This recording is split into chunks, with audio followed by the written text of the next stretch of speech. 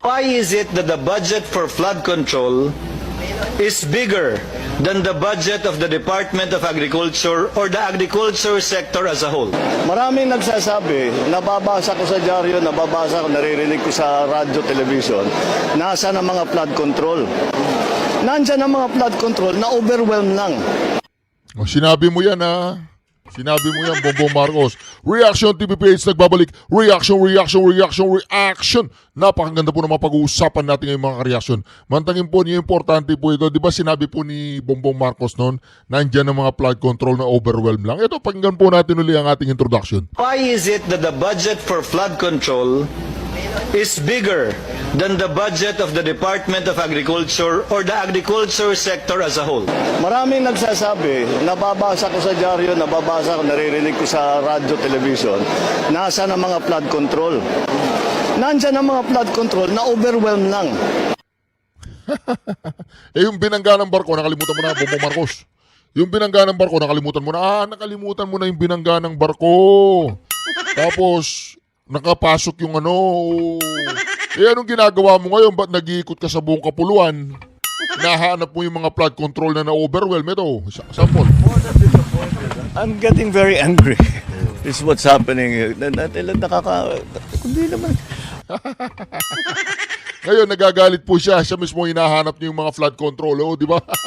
Alam mo, Bongbong Marcos, ginagago ka ng mga kasamaan mo. O kaya naman, talagang nagpapanggap ka lang na hindi mo alam ang nangyayari sa paligid mo. O kaya naman talagang hindi mo alam ang nangyayari. Pulburon ka muna, pulburon. Pulburon, yung galing sa Goldilocks. Hindi ako bumibili sa Goldilocks, hindi masarap dyan. Pulburon ka, tapos bili ka ng Coke. Merienda ka muna, sir. Pagod na pagod ka na sa kakaikot. Oh, nadarama ko yung nadarama mo. Pero yung hindi ko nadarama yung nadarama mo. Hindi ako mahilig sa pulburon, sir, eh. Sorry, ha. Paano naman? Wala talaga. 220 meters, 55 billion. Completed ang record ng... Akala ko ba nandiyan ang mga flood control na overwhelm lang? Bakit ngayon nagpapakabayani ka, Bongbong Marcos? Bakit ngayon nagpapakabayani ka, ikot ka ng ikot sa Bulacan? Alam mo sa Bulacan kung ano meron dyan? Marami dyan mga Bulakenyo. Oh! Huwag kang maganap dyan ng gumagawa ng pulburon. Yung punta ka ng Goldilocks, tsaka bili ka ng Coke sa sari-sari store. Merienda ka muna, sir. Gutom ka na eh. Asan ba yung pulburon ko dito? Wala eh. Naubos na. Pinamigay ko na. Mga ka-reaction, kawawa naman po si Bongbong Marcos. Oo. Alam mo ba yung ginagawa mo, sir? Di ba sinabi mo, nandyan ang mga flood control na overwhelm lang, sir? Di ba napaka-confidence mo noon, yung mga 5,500 flood control? Nasaan, sir, yung mga flood control? Bakit bumabaha? Ay, nahanap mo yung mga flood control, hindi mo makita. Ngayon ka naghahanap, sir. May 2 taon ka na lang, sir. Magpapatayo ka pa ng flood control? Alam ko na, sir. Gusto mong magkaroon ng emergency power? Yung emergency power, yung ibibigay lahat sa'yo ng mga pera para ikaw na lang magpagawa ng flood control. Ganoon. Sir, kausapin mo si Saldico ng masinsinan. Patawag mo. Sabi mo, Saldico, di ba ikaw yung chairman ng appropriation? Nasaan yung mga flood control na pinagmamayabang kung 5,500 flood control ngayon ay wala na? Sige, magsalita ka, sir. Ano bang problema? Ng public works. Walang ginawa. Kahit isang araw hindi nagtrabaho. Wala. Akala ko ba nandyan ang mga flood control na overwhelm lang? Bongbong Marcos, na overwhelm yata yung kaban ng bayan eh. Di ba, kawawa naman po si Bongbong Marcos. Ginawa po siyang surveyor. Ginawa po siyang surveyor ni Bersamin. Sabi, Bersamin, hoy, Bongbong Marcos, pasyal ka daw sa Bulacan. So, kape ka muna, Bersamin. Di ba? Sabi ni, isa siya yung di ba, executive secretary. Advisor. Sabi niya, hoy, Bongbong Marcos, mag-ikot-ikot ka sa Bulacan. Wala daw yung nawawala daw yung mga flood control. Tapos punta ka rin ng Pampanga. Yung mga project yata ng mga congressman sa Pampanga, lalong-lalo na dyan sa may Arayat. Di ba, sabi ni Senador Pampi, di ba? Yung sa kandating Arayat, Pampanga daw. 2 beses ba? 2 beses ba naman ni-repair nung bago mag-eleksyon? 2 beses ni-repair nung bago mag-eleksyon na sa 91 million, 91 million, kulang-kulang 200 million. Ganun po kalupit yung sa kandating Araya, di ba, Dong Gonzales?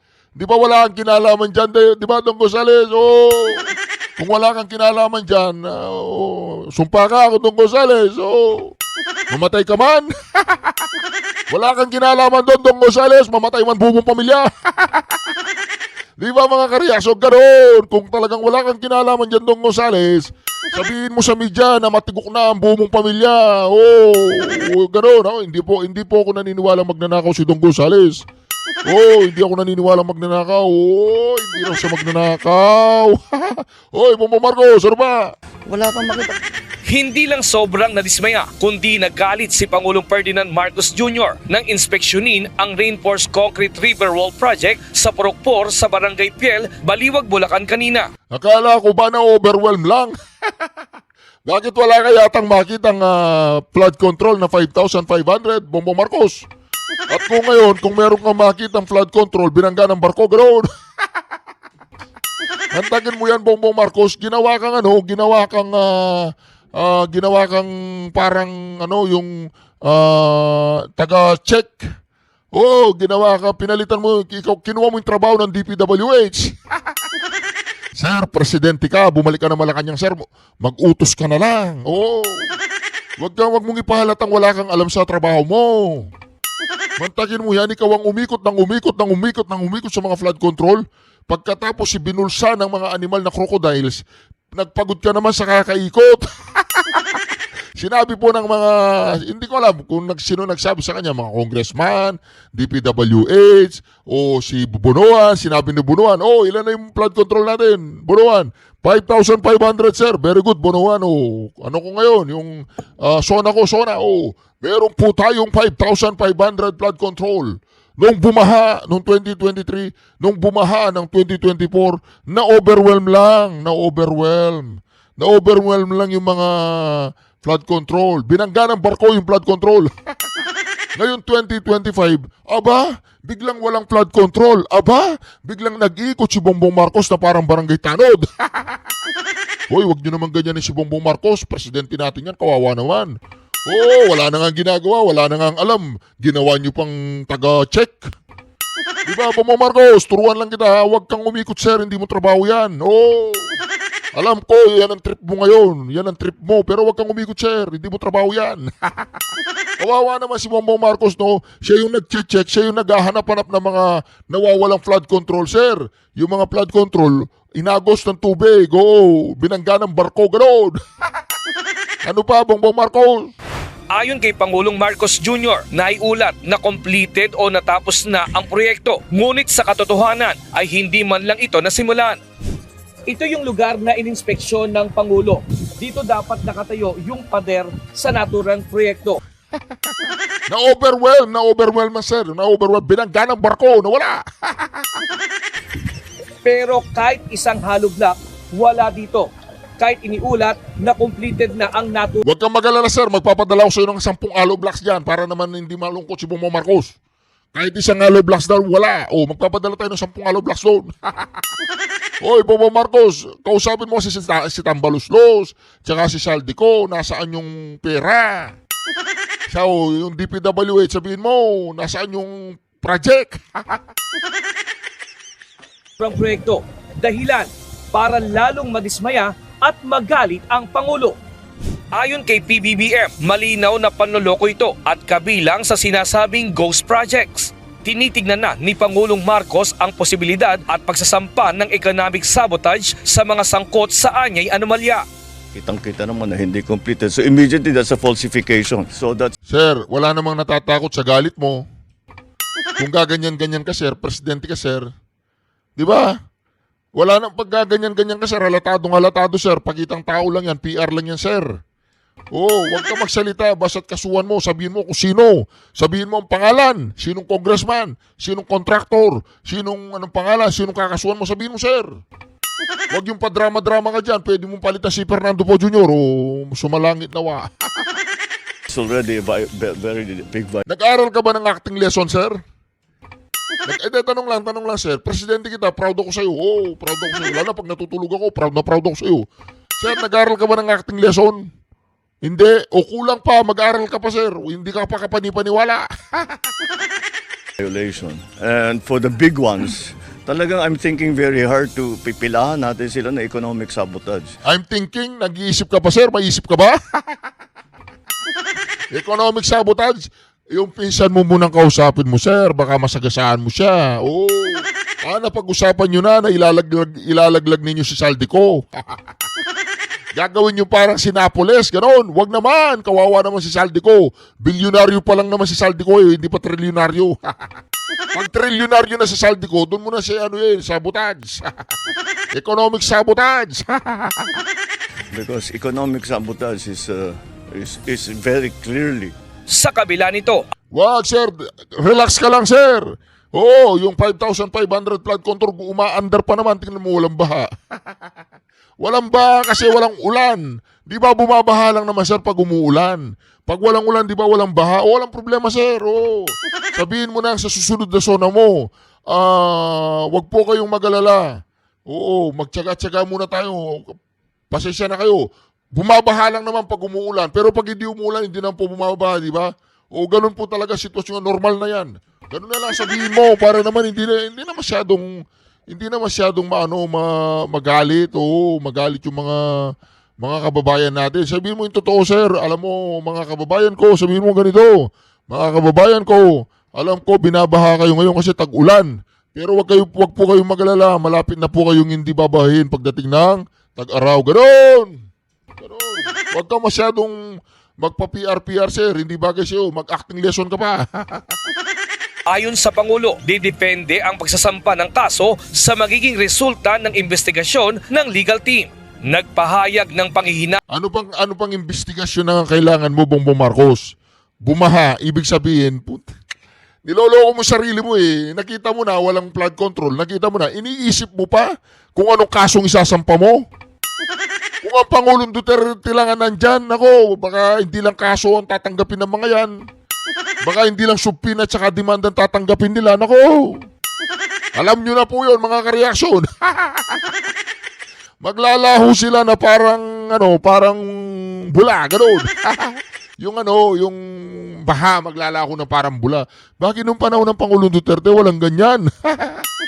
ayang ang Pangulo. Ang ginawa yata ng mga animal, winasak lahat ng flood control, nagtayo ng marupok na flood control para laging merong nire-repair dahil taon-taon merong pondo, gano'n. Dahil nawala na parang bula ang pondo na dapat sana ay ginugol sa tamang programa. Tignan natin yung utang ng Patawa-tawa pa yung utang. Yung utang ng gobyerno ng Pilipinas, ng Republika, ay Sir, wag kang tatawa, walang nakakatawa. Unang-una, walang flood control. Wala pang pera dahil kinurakot lahat yata eh. Tanong lang. Sir, nakakaamoy ka ba ng kurakot o hindi? Pero yung mga reporter para lumalayo sa'yo, may amoy ka ba, sir? Tanong lang, sir, tanong lang ha. Kung may amoy ka, naintindihan namin sa kakalakad mo. Lakad ka ng flood control, hanap ka ng flood control na hindi naman nag-exist. O ngayon, pinagpawisan ka, sir. O, walang dumidikit sa'yo ngayon. Problema yan, sir. mababawasan kung naging maayos lang. Di ba mo, talaga naman, tignan mo po, sir, tignan po ninyo, di ba, di ba? Ba't ganyan po kayong umiti, sir? Anong problema, sir? Ba't ganyan po kayong umiti? Naawa po ako sa inyo, sir, eh. Gusto ko po sana kayong tulungan na ayaw ko na. At itong kasi ngayon babalikan na natin ngayon to, saan napunta yung pera? Hahabulin natin, kakasuhan natin sila.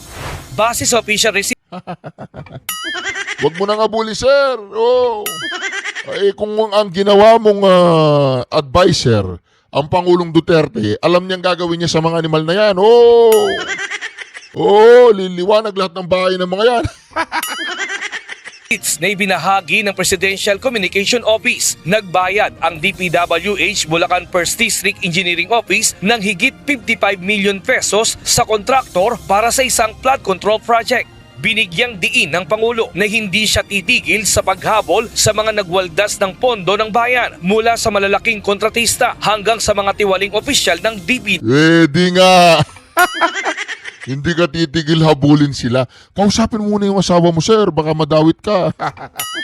Kausapin mo yung asawa mo. Sabi mo, oy, halika rito, Lisa. Wala ka bang kinalaman sa flood control business?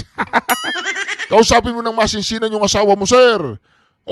Nako, baka mag-away kayo. Jojombagin ka noon. Ay, hindi. Oh, si Maharlika may pinakita. Hindi ko alam kung totoo yun. Asawa mo daw yun. Yung may bulbol. Ay, nakakadire. Ako tignan, pinakita ni Maharlika sa TV. Oh, pinapakain daw yung tahong. Asawa mo ba yun, sir? Pakitawagan mo nga si Maharlika kung anong pinagkakalat niya ngayon. Yung asawa mo daw, may kumakain doon sa tahong. Nadala-dala niya, binili niya yata sa palengke. WH. We are continuing to Kawawa naman talaga si Bongbong Marcos, ginawa siyang flood control patrol.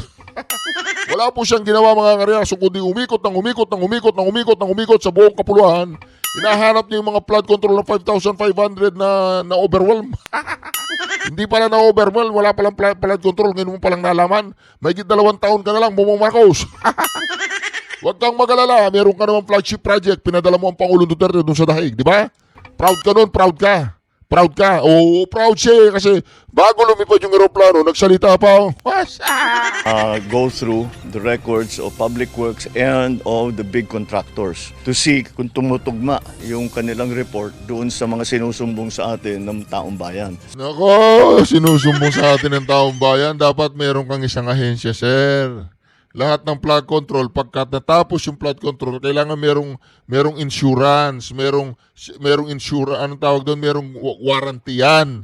Ng 1, 2 o 5 taon na warranty. Kapag nagiba, uulitin ng contractor. Nako! So that's why I encourage, napaka-useful, napaka-malaking bagay at napapakinabangan namin ng husto yung inyong pagsulat sa amin, pagsumbong, padalhan nyo kami ng picture, padalhan nyo kami ng video para alam namin kung ano yung sitwasyon dun sa inyo. Pupuntahan natin. Nanawagan din ang Pangulo sa mga mamamayan na ipagpatuloy ang pag-uulat ng mga anomalya sa pamamagitan ng larawan at video upang agarang maaksyonan ang mga sumbong. Bukod sa Ghost Project, hindi rin lingid sa Pangulo ang iba't ibang style ng pagdaraya gaya ng sobrang singil sa hindi naman kailangang matataas na specific. Nakaka-reaction na po kay Bongbong Marcos. Wala po siyang ginawa mga ka-reaction. Dako muna tayo kay BP Sara. Nako. Ito pa mga ka-reaction, nakakawa naman si Bongbong Marcos. Sir, magpahinga ka pag may time ha. Oh, yung pulburon lang yan, tsaka coke. Oh, ako kasi minimerienda ko yun sa tanghali. O, alam mo yung pulburon yung merong cashew, merong chocolate, merong peanut, ganon. Oo, ganon yun. Tapos sasabayin mo ng malamig na coke. Nako, napakasarap mo sir. Tiri ka mata mo. Recently sinabi ni Torre na pag-addict daw pangit. Naniniwala po ako dito kasi kayo po, ang ganda nyo po. Kala ko pag sinabi ni Torre, pag-addict, inahanap yung flood control. Kala ko ganon. Akala ko ganon na sinabi ni Torre, pag-addict, inahanap yung mga flood control. Hindi pala, pangit pala, ganon. Recently sinabi ni Torre na pag-addict daw pangit. Naniniwala po ako dito kasi kayo po, ang ganda nyo po. So, ibig sabihin, hindi po kayo addict. Okay. Pero sa Malacanang, maraming pangit. Naniniwala po ba kayo na pag-addict ay pumapangit talaga? Malamang pangit talaga yung mga drug addict, no? Kasi ano, Bongbong Marcos, pangit daw yung mga drug addict. Oo, nakita nga kita eh. Hindi ka naman mukhang drug addict, sir. Tsaka, sir, hindi ako naniniwalang drug addict. Naniniwala ako na merong flood control na overwhelm lang at binangga ng barko. Naniniwala, sir, ako sa lahat ng sinasabi mo. Katulad ngayon, na-overwhelm, nawala yung mga flood control, biglang nawala. Kasi na-overwhelm, sir. O ngayon, kung addict ka, pangit ka, ganun ang sinabi ni Torre. O, sir, Bongbong Marcos, kausapin mo nga si Torre. Sabihin mo, tumigil na siya sa pagkasasabi kasi pangit siya eh. Oo, pangit na siya. Addict ba si Torre? Addict ba? Ano po sa tingin ninyo mga ka-reaction? Pag-comment nga sa comment section kung naniniwala kayo na si Torre ay addict. Ako hindi ako naniniwalang addict siya eh. Pero bakit pangit siya? Recently sinabi ni Torre na pag-addict daw pangit. Naniniwala po ako dito kasi kayo po, ang ganda nyo po. So, ibig sabihin, hindi po kayo addict. okay. Pero sa Malacanang, maraming pangit. Naniniwala po ba? Walang yaka, Banat Bay. Pag-uwi mong pag-uwi, magkita tayo, Banat Bay, ha? Oo, may sasabihin ako sa'yo, may pinakitang bulbul si si Maharlika, mayroong pinakitang bulbul. kayo na pag addict ay pumapangit talaga? Malamang pangit talaga yung mga drug addict, no? Kasi Kasi ang gugwapo ng mga DDS, ang gaganda ng mga DDS, yung mga loyalista, mukhang mukhang tansan. Hindi naman mukhang tansan, mukhang bote ng coke. Hindi naman pangit yung bote ng coke. Oo, pag binasag mo lang, di ba? Kaya nga basag lahat sila, di ba? Sabog, ganoon. buti lang, walang pangit dito ngayon. Oo, ibig sabihin, buti na lang wala dito si Amy Marcos. Ganun ang ibig niya sabihin. Buti na lang walang pangit dito ngayon. Ibig sabihin, buti na lang wala dyan si Amy Marcos. Wala. Kaya nga po ang bukogi ng mga pulis dito pero yung sa atin, no comment po. Tsaka mga karyasyo, nagtataka po ako kay BP Sara Duterte. Hindi na po siya nagpa-interview kay Attorney Harry Roque. Papakita ko po sa inyo mamaya. Bakit kaya hindi iwasin si Attorney Harry Roque? Kasi saan ba ako? Malamang mapangit ka talaga pag adik ka kasi, di ba hindi ka kumakain ng maayos, hindi ka natutulog ng maayos, at wala nang laman yung utak at tiyan mo niyan Kasi di ba, na lang yan, para kang zombie, Hoy, Bongbong Marcos, parang zombie daw. O, diba, lakad ka ng lakad, naghahanap ka ng flood control, wala kang makita. O, di ba? Alam mo naman yan. kang tulala lagi pag nagdodroga ka. So, oo, kasi nangingiwi ka na kasi nga wala nang vitamins and nutrients yung katawan mo. Kaya totoo yan talaga. Papangit talaga yung mga adik, pangit talaga sila. Walang niya ka, Tore. Sinabi mo kasi pangit ang mga adik, ang pagmumukha mo, puta. Napakapangit mo, Tore. Mukha kang sapatos na nasira na.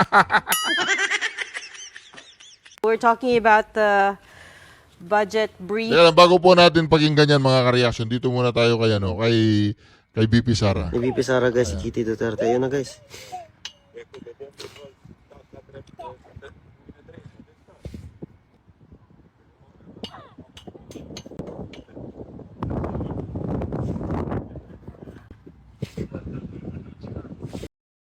Magmarites muna po tayo mga kareaksyon dahil nagtataka po ang marami mga kareaksyon, bakit si BP Sara hindi po siya nagpa-interview kay Harry Roque. Ito po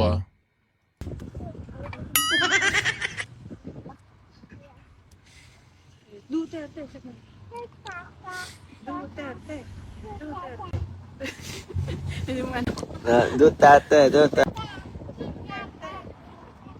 Kitty.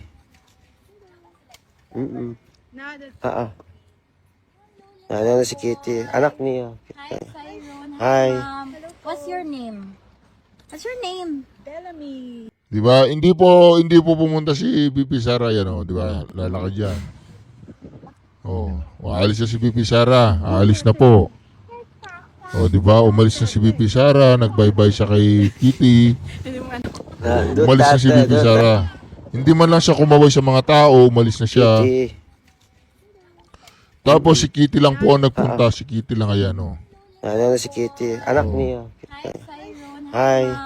What's your name? So mga kareaksyon, hindi po nagpa-interview si BP Sara. Hindi po natin alam kung anong dahilan kung pinagbawalan din siya ni Attorney Kaufman na makipag-usap kay Attorney Harry Roque. Ito po. Name? Bellamy. Abangan natin ang ulat tungkol kay tatay. Unang question po is, kasama niyo po si BP sa Ilanang today? Yes, I was with you today. Actually, it was a very cheerful and lively visit today. Because syempre, nakita sa mga papa, yung mga girls. Actually, as we entered the room, nandun na siya. It was early today, maybe because alam niya kami dalawa yung nabisita. It was early today and nakatalikod siya. So pagpasok namin nakatalikod na. I shouted, Dada Yuki! Tapos pag-iwan niya, ayun, nakasmile. And then, syempre, nag-reso kami, nagmano, nag-hug. And then sabi niya, my little girl. So yun yung tawag niya sa amin ng sister ko, si BP Sara. little girls niya daw. So, today, medyo mahaba yung kwentuhan and he was, ay bumalik yung pagka-humorous niya nung kaming dalawa yung nandun and he was even, joking around kasi may microphone doon, pinatabunan niya, tapos ganyan na naman, nakausap niya yung whoever's monitoring it. So yeah, it was a very parang fearful visit today. He was instructing my sister on and I kung ano yung mga bibigyan niya sa amin and yeah, messages to family of course. And ayun, pinalita ng sister ko na all of you are here today to of course again show your unwavering support to him. And ayun, of course nagpapasalamat there are each and every one of you. Also, I want to relate to you my sister's Baby Sarah's message for the next year. Okay, so mga kababayan, PRRD has requested that all 4 children visit him at the same time. Veronica will be the one to give the Thanksgiving message to the supporters in the Duterte Street and provide updates as this is her scheduled term to visit. I am here only upon PRRD's special request that I spend time with my siblings, especially Veronica. Daghang salamat, Sarah Duterte. So, yan yung mensahe niya. Siyempre, I understand also that medyo hectic yung schedule niya. So, she can only be there for that. Ayun, pinapaabot niya yung pasasalamat niya sa inyo. Yung mga opinion po niya, yung mga hindi masyado personal kasi ni Sir. Ako, mga kareaksyon. Ayaw na pong magpa-interview ni VP Sara kay Atty. Harry Roque. Hindi po natin alam kung anong dahilan, mga kareaksyon, ha. Si Kitty na lang po ang umaharap dito sa mga tao dito sa may Rodrigo Duterte Park. O, di ba? Kaya mga kareaksyon, alam po ba ninyo na hindi po natin masisi ang mga Duterte. Masyado na po kasi nakakaladkad sina VP Sara, sina ang pamilya Duterte, sa mga chismis, sa mga katarantaduan dyan, ng mga vloggers. Alam po ba ninyo minsan, kayong mga vlogger dyan sa Dahig, respetuhin nyo naman ang mga Duterte. Kung mo, kikita kayo sa views, ganun. Wag naman masyadong epal na feeling close kayo ng mga Duterte. Ganun. Tingnan nyo siya, reaction TVPH. Okay lang ako. Solid Duterte ako, solid Sara Duterte ako. Pero, relax lang tayo, relax lang. Ganun lang. Oo. May nagtatanong nga daw po mga kareaksyon, ayaw ko daw po si Magalong o gusto ko si Magalong. Wala po tayong pinag-uusapan kung ayaw o gusto si Magalong. Basta si Magalong, binanatin niya si Marcoleta. Pag binanatin niya si Marcoleta, ayaw ko siya. Yung mga he gave fatherly advice, like his brothers, Manong Colong, Congressman Colong, na yung mga fatherly advice na, steady lang, take it easy, relax lang, and kay may Vice Mayor Sebastian, relax lang, slow down, gano'n. So, yung fatherly advice, bigyan niya kami. And, of course, nagbilin siya na, okay, yung mga apo ko, whenever they can visit, sila can visit. And, kasi, of course, hindi talaga. I think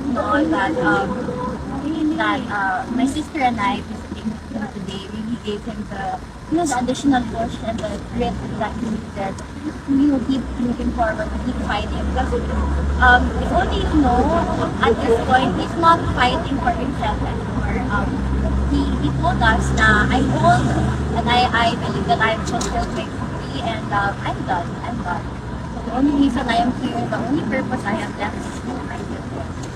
Yun kasi I think that kind of speaks to what kind of father, leader, and person he is now. Kami, also his children, tayo yung nag-rock, we are his rock, we are his anchor, we are what keeps him going, what keeps him steady, and what keeps him strong. Meron ba ko sila napag-usapan na character? Current affairs, ang dami kasi since nag-usap sila, So, may time na ako na nanahimik lang ako and then nag-hug lang ako sa kanya. Magkaharap kasi sila ni Tito, tapos ako yung nag-iwan. I think pinag-usapan nila yung current state ng Davao pa rin and he's very proud of Vice Mayor Baste, sila Kong Pudong, Kong Omar, and si Igo, si Councilor Igo, si Vice Mayor. Pinag-usapan nila ang development ng Davao. And of course, ako finish magusta na ba masabay yung mga tao sa yung mga Filipino, RTOK, kasi we're not president anymore. So, hindi na ganun kalaki yung magagawa niya, but he's always